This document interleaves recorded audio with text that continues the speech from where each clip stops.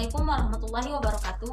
Perkenalkan, nama saya Andi Nurafia dengan NIM 22044504001 dari kelas D, Prodi Bimbingan dan Konseling, jurusan Psikologi Pendidikan dan Bimbingan, Universitas Negeri Makassar.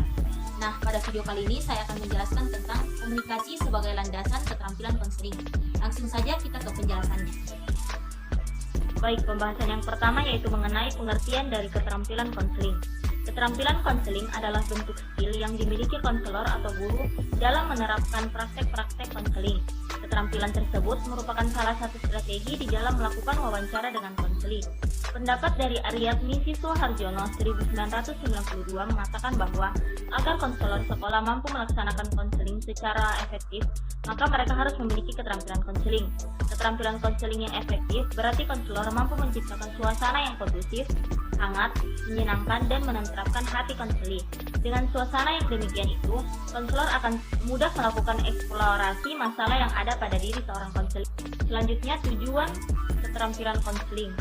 Pemakaian keterampilan konseling oleh konselor dibagi menjadi 5 tujuan berbeda, yaitu yang pertama supportive listening, yaitu memberi konseling perasaan dipahami dan diafirmasi. Kemudian yang kedua, mengelola situasi bermasalah. Ketiga, problem management. Yang keempat, mengubah keterampilan-keterampilan buruk konseling yang menciptakan masalah bagi konseling. Kemudian kelima, mewujudkan perubahan falsafah hidup. Tentunya, kelima tujuan keterampilan konseling ini diselenggarakan oleh konselor dengan media komunikasi, baik melalui bahasa verbal dalam wujud penyampaian kalimat atau kata, ataupun melalui isyarat tubuh atau bahasa nonverbal. Pembahasan selanjutnya mengenai keterampilan-keterampilan komunikasi konseling. Nah, untuk dapat melaksanakan komunikasi dengan baik, seorang konselor dituntut untuk mengenal keterampilan berkomunikasi secara efektif. Penguasaan materi dan keterampilan ini diwujudkan dalam praktik berkomunikasi secara efektif dalam suatu proses konseling. Apabila konselor mampu menerapkan keterampilan komunikasi dalam proses konseling, konselor dapat mengeksplorasi masalah klien dan mampu menetapkan tujuan konseling. Keterampilan-keterampilan konseling diantaranya sebagai berikut. Yang pertama, penghampiran. Penghampiran merupakan keterampilan dasar dalam setiap proses komunikasi yang bersifat dialogis sebagai pembukaan untuk memulai suatu komunikasi.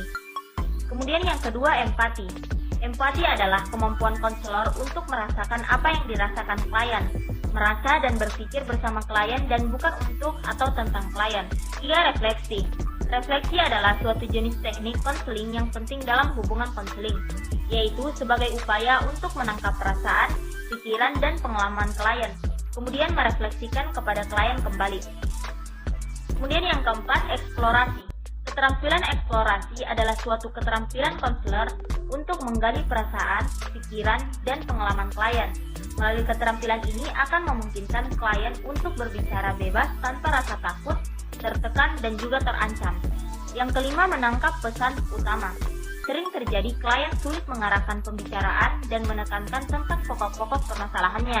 Untuk mengatasi hal ini, perlu ada upaya konselor agar inti pembicaraan klien bisa ditangkap dan dibahasakan dengan sederhana serta mudah dimengerti oleh klien.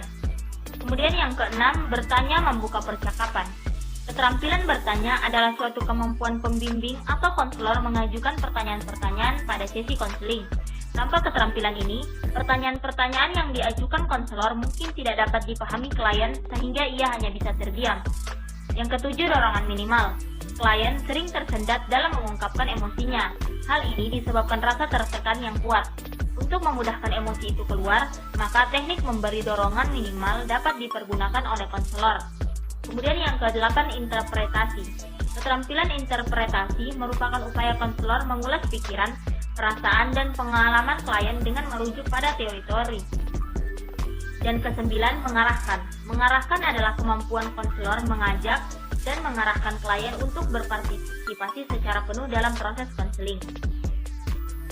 Nah, pembahasan terakhir mengenai komponen komunikasi verbal dan komunikasi nonverbal dalam komunikasi konseling.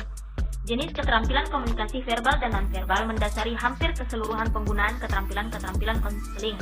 Yang pertama, komunikasi verbal. Beberapa dimensi komunikasi verbal adalah: yang pertama, bahasa. Bahasa merupakan komponen paling penting dalam komunikasi konseling. Antara konselor dan klien harus memiliki kesamaan bahasa yang digunakan agar memperlancar proses konseling. Yang kedua, isi. Isi dapat merujuk pada bidang topik yang dibicarakan antara konselor dan juga klien. Yang ketiga, volume. Volume mengacu pada keras lembutnya suara. Konselor perlu mengungkapkan dengan suara yang cukup didengar, yang nyaman dan mudah didengar oleh klien. Yang keempat, empasis. Empasis merupakan penekanan-penekanan pada saat berbicara. Terkadang terdapat konselor yang selalu menggunakan banyak penekanan pada saat merespon perasaan klien sehingga terkesan melodramatik.